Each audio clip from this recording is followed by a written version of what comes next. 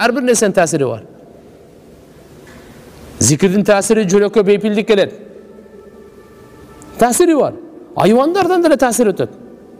Кой баккандар бар го, аларда жөнөкөйлүк бар. Койдун таасири тиет. Төө баккандарда кек сактоо бар, төө кекчил болот экен.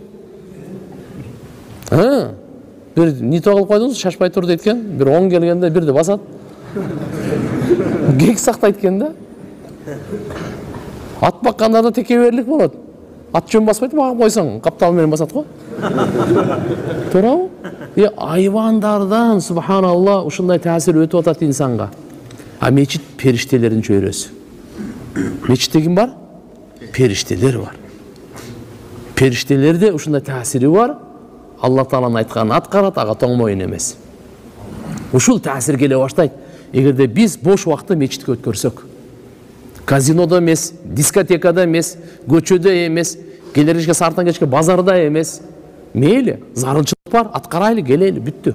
Калган убакыт мына. Пайгамбарлардын турак жайы.